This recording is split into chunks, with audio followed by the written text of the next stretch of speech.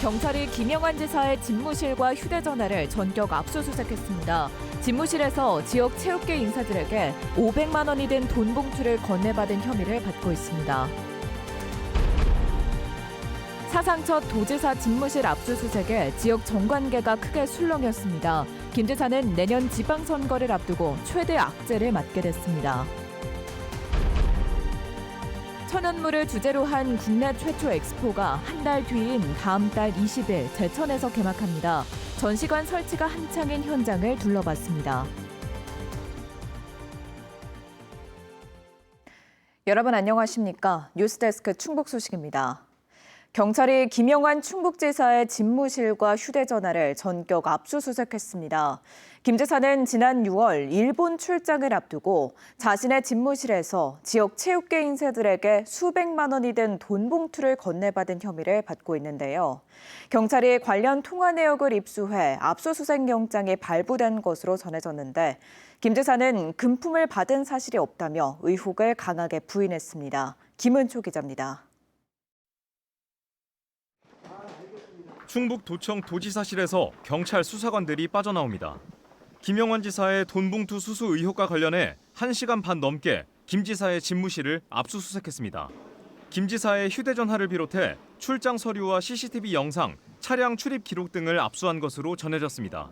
아직 수사 중인 사안이라 제가 자세한 내용을 여기서 말씀드릴 수는 없습니다. 이해해 주시기 바랍니다. 경찰이 영장에 적시한 혐의는 청탁금지법 위반입니다.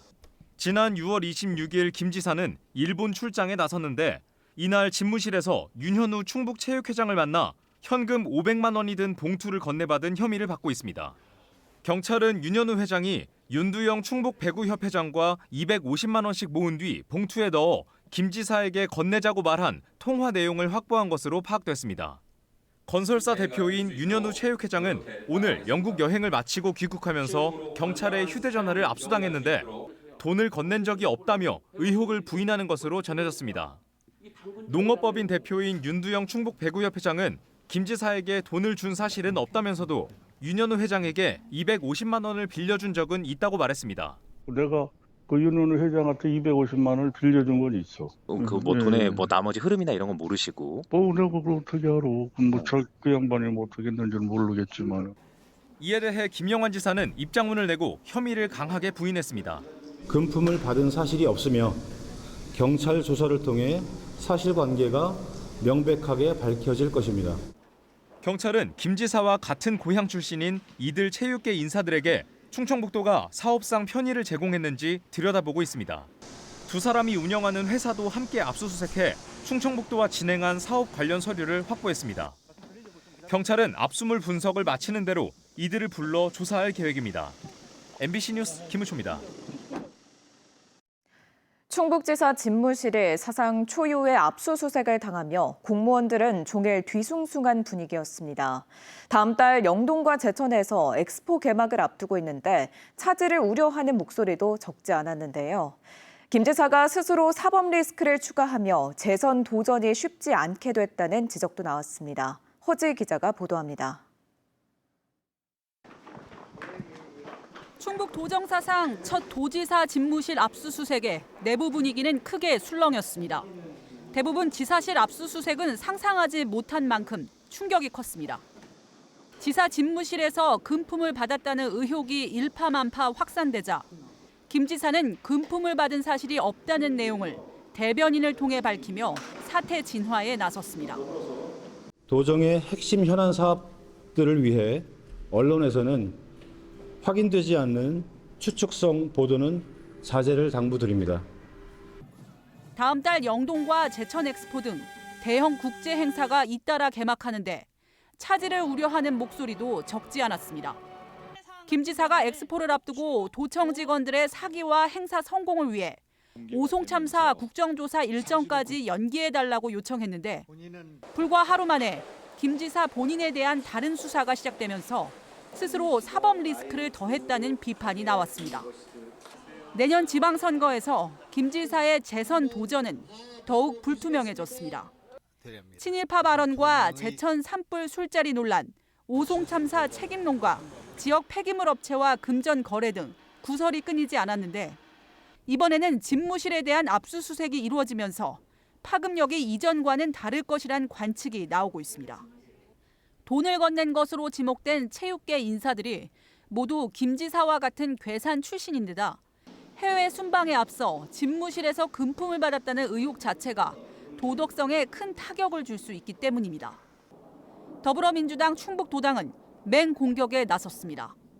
도민을 대표하는 공적 공간인 도지사실에서 체육계 인사들로부터 현금 봉투를 받았다는 의혹은 단순한 일탈이 아니라 도정의 근간을 흔드는 심각한 권력형 비리 사건이라면서 사실로 확인될 경우 도민의 신임을 정면으로 배신한 행위일 뿐 아니라 공정성과 투명성을 훼손하는 중대한 범죄로 기결될 것이라고 덧붙였습니다. MBC 뉴스 허지입니다.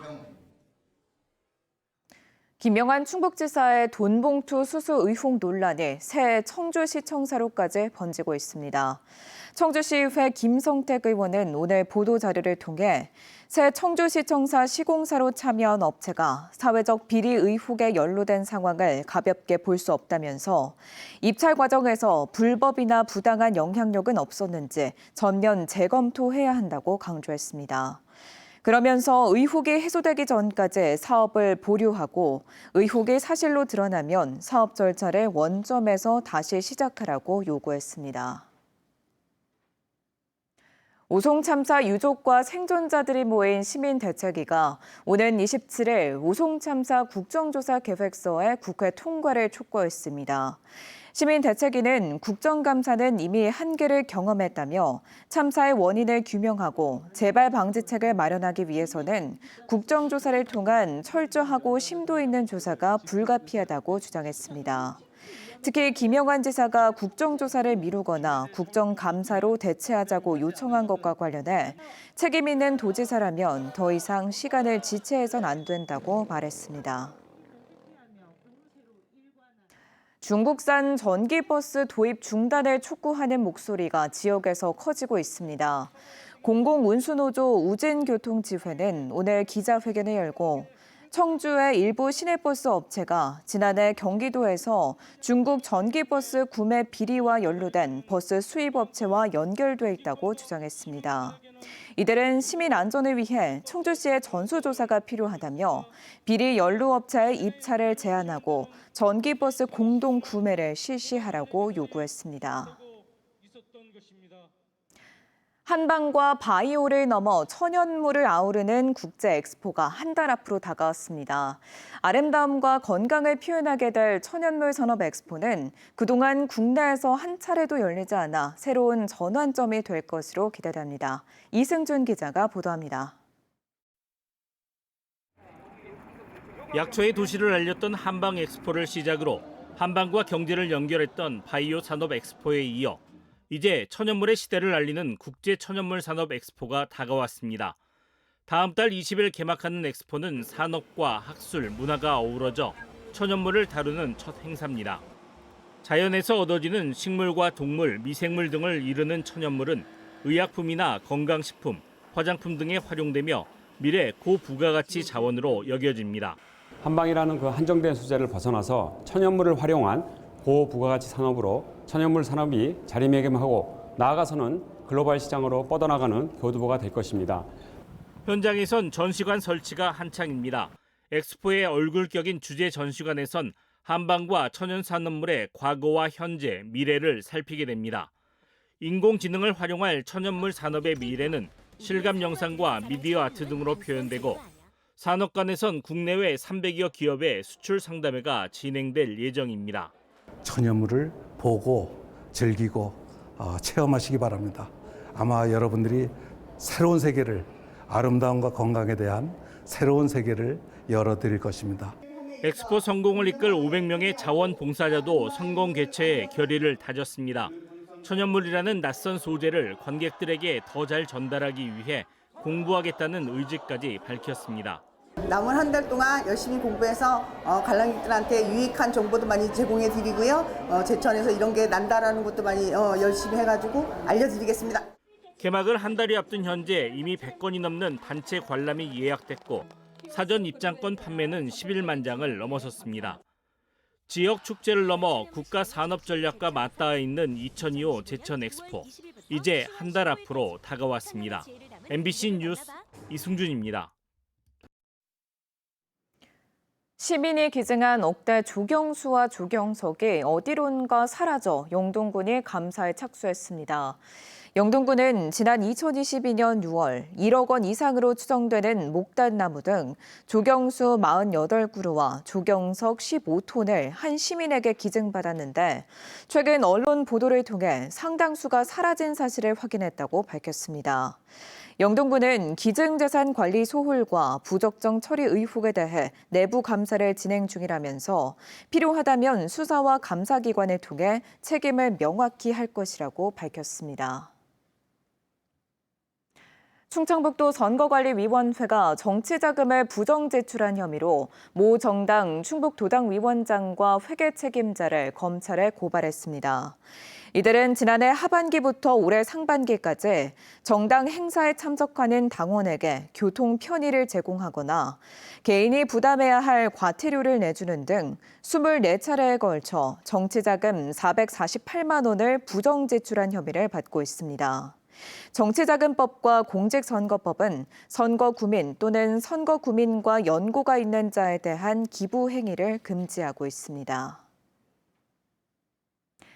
당대표와 최고위원 등 차기 지도부를 뽑는 국민의힘이 내일 청주 오스코에서 전당대회를 갖습니다. 김문수, 안철수, 장동혁, 조경태 후보가 나선 가운데 당원 투표 80%, 국민 여론조사 20% 방식의 본경선 득표율이 발표됩니다. 과반 득표자가 없으면 오는 26일 1, 2위 후보 간 결선 투표가 진행됩니다. 국민의힘은 특검의 당사 압수수색 시도에 반발해 지도부 선출 후 당사 비상대기에 돌입하겠다고 밝혔습니다.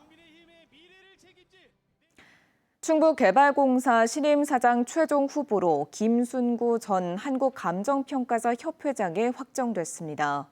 김 후보자는 괴산군 사리면 출신으로 한국감정평가사협회 회장, 한국부동산연구원 이사장을 역임했고 현재 충청북도 도정정책자문위원과 충북도민회 중앙회 부회장으로 활동하고 있습니다.